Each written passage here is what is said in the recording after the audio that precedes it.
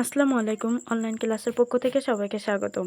Online ক্লাসের ধারাবাহিক প্রক্রিয়ায় আজকে আলোচনার বিষয় হলো ষষ্ঠ শ্রেণীর গণিত বইয়ে 34 পৃষ্ঠার 1 নম্বর প্রশ্ন। -a এর যোগাত্মক বিপরীত রাশি কোনটি?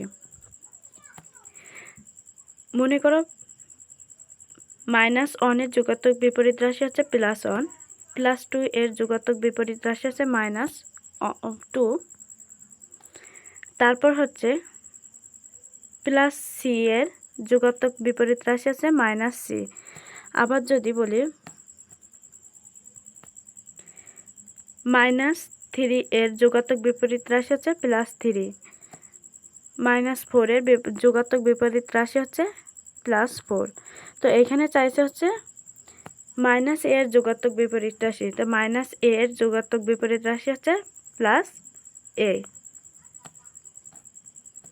এখানে অ্যান্সার হবে হচ্ছে ক নাম্বারটা।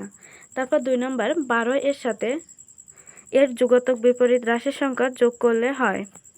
তো আগে লিখি +12, এর যোগাত্মক বিপরীত রাশি হচ্ছে -12, যোগ করতে হবে, এই জন্য প্লাস চিহ্ন, দুইটি চিহ্ন এক জায়গা হয়েছে, এই জন্য হচ্ছে ব্র্যাকেট দিতে হবে। তো এবার ব্র্যাকেটটা উঠাই নিই। 12 প্লাস মাইনাসে -12, 12 থেকে 12 বাদ দিলে হয় 0। এখানে অ্যান্সার হচ্ছে 0, গ নাম্বারটা।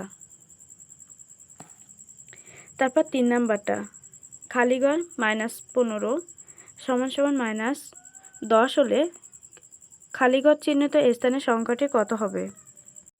খালিঘর -15, এখন আমরা খালিঘরটা ব্র্যাকেটের এই সাইডে রাখি, = -10,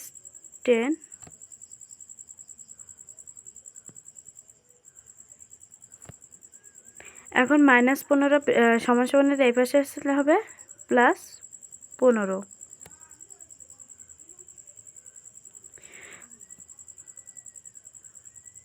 ব্র্যাকেট। তারপর হচ্ছে 15 থেকে 10 বাদ দিলে হয় হচ্ছে 5, আর এই 5 এর আগের চিহ্নটা হচ্ছে প্লাস হবে। 15 যেহেতু বড় সংখ্যা, বড় সংখ্যার আগে প্লাস, এজন্য হচ্ছে প্লাস হবে। এখানে অ্যান্সার হচ্ছে ঘ। 3 নাম্বার অ্যান্সার হচ্ছে ঘ। তারপর হচ্ছে নিচের তথ্যের আলোকে 4 ও 5 নং প্রশ্নের উত্তর দাও। -7, -8 ও -9 তিনটি পূর্ণ সংখ্যা। 4 প্রথম সংখ্যার সাথে দ্বিতীয় সংখ্যার যুগান্তর বিপরীত সংখ্যা যোগ করলে হয়। প্রথম সংখ্যাটি দেওয়া আছে কত? -7।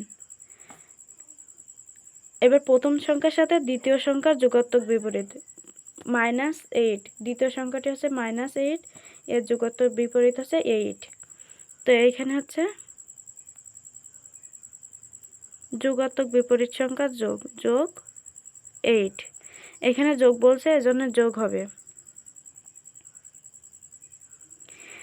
এখন হচ্ছে -7 থেকে +8 বাদ দিলে হয় 1, যেহেতু 8 সংখ্যাটি বড়, এজন্য হচ্ছে প্লাস চিহ্নটি 1 এর আগে, অ্যান্সারের আগে বসবে, আর প্লাস চিহ্ন দেওয়া লাগে না, এজন্য হচ্ছে শুধু অ্যান্সার হবে 1। এখানের অ্যান্সার হবে 1।